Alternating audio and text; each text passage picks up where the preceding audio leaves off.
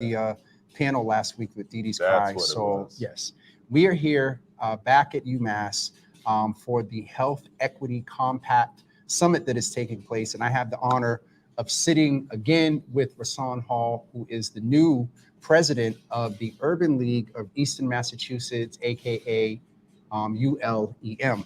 And so you're here today, President, CEO? President and CEO. President and CEO Hall. You know, we love titles. You know we do.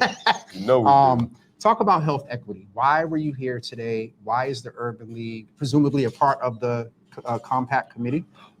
So we're not a part of the Compact Committee, but we are deeply interested in issues of health equity, particularly as a historic civil rights organization that is concerned about the conditions of communities of color, but particularly Black communities.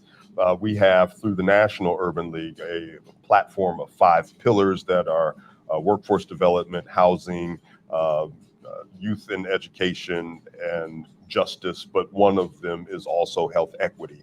And so the Urban League of Eastern Massachusetts has historically operated in the workforce development space, but we're looking to lean in a greater way in other pillar areas. And so health equity is one of those things. We were certainly involved in some of the concerns around COVID and the issuing of PPE and making sure people had access to vaccines. But when you think about the Urban League and its role around maintaining or improving the economic viability of a community, we can't have that conversation without talking about health and the health impacts or the disparities in health outcomes that we see in our community.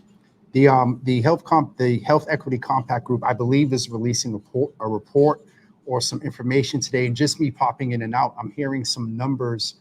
Was there anything that alarmed you today? Anything that you're looking forward to? What stood out to you today so far from the summit? So far, one of the things, and just I think the opening remarks were great to have the Senate president here talking about the advocacy that they've done in the legislature to make sure that there are initiatives around health equity. I'm really excited about the opportunity for people who are nursing students to be able to go to community college for free through nursing programs. I think that's a huge opportunity. The fact that the Attorney General was here and expressing her concern. Right oh, fantastic! And also the last panel that was just on were the CEOs of major hospitals in the area, and for nothing, if for no other reason, the language that they're using and the acknowledgement of the importance of addressing health equities is something to encourage and inspire hope in this movement, and an acknowledgement that they are being held to account by community. And so as we continue to do advocacy, whether it's hospitals or small grassroots organizations or historic organizations like the Urban League, to know that there is this shared desire for better health outcomes and a way to hold some of these people in positions of power accountable is something that I take solace in, and I'm looking forward to doing more work in this area. Absolutely. Last question. I and some others have been looking at this model of a healing tour. We went into Roxbury at 12th Baptist last week. We're in Dorchester tomorrow night, Mattapan and Hyde Park. How would you define healing in general? Not just physical, not necessarily in the component of health, that we're here today, but how would you define healing for community? Our community is definitely in need of healing. How would you define it? Any thoughts around that?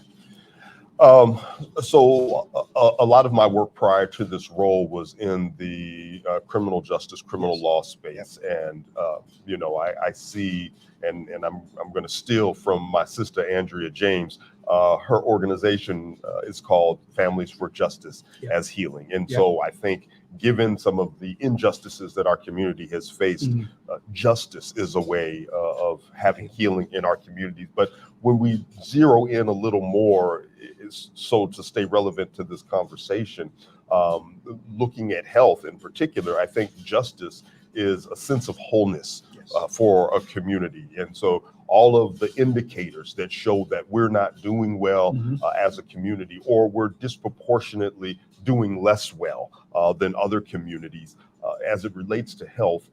How do we make people whole for the mental health issues that they're dealing with, for the substance use disorder issues that are prevalent in our community, and for the acute health issues around diabetes, high blood pressure, et cetera?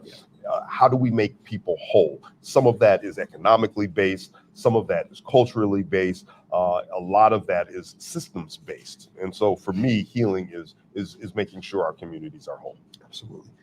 Brother Rasan, Reverend Rasan, President and CEO. Paul, thank you so much for being with us. As I said, we'll be off and on throughout the day talking with different folks, policymakers, pastors, and just different things, and preachers and healers and advocates. So thank you so much, sir, and I appreciate you. Thank you for having me, and thank you for the great work you're doing. I'm trying, man. I'm trying. Keep it up. We'll talk to you all shortly.